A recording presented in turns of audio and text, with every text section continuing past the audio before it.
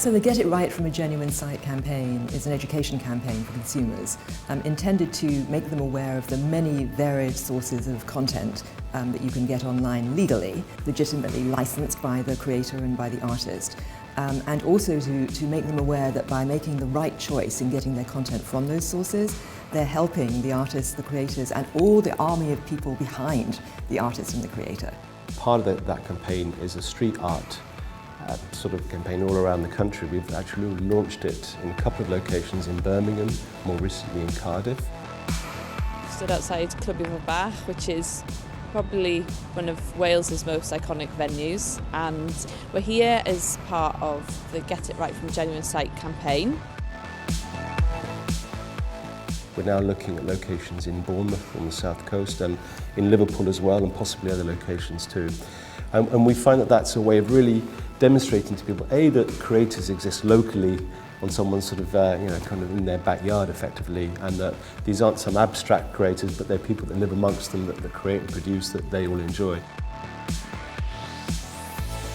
The response from artists has actually been very positive towards this campaign. I think differently than we would have experienced a few years ago. I think there are a couple of reasons for that.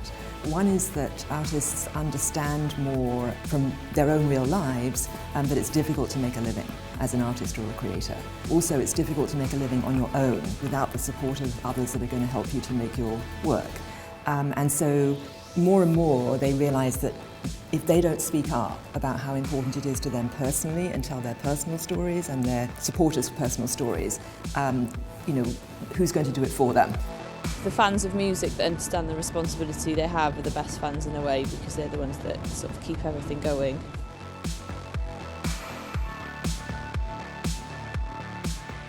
In the UK, for the Get It Right campaign, we had Eska, who's a relatively new artist that's emerged. She was actually shortlisted for the Mercury Prize, and she was a great supporter and got involved in interviews and very, very eloquently explained why the campaign is important to her and why fans should actually value the content that she works so hard to produce. The real point is that when folks support the creative industries properly, and artists are just able to make a living out of what they're doing and people respect that, it does guarantee like a healthier future. It covers the broad scope of what you might term the creative industries, worth about £77 billion to the UK economy, employing about 1.7 million people. The campaign decided to actually launch its first advert on the X Factor, which I'm sure needs no introduction. It's known around the world. Clearly it has a huge audience, also that younger audience that we're seeking to engage with, so a lot of people would have seen it.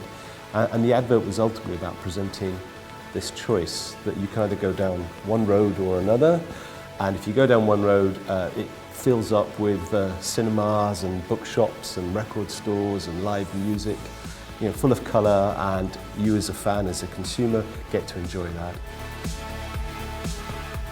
If an artist is working with a genuine site and putting their work on that, then it's their decision, or if they want to give it away for free, it's their decision as well. And I think that's just the only way to make art in any form sustainable long term, I think.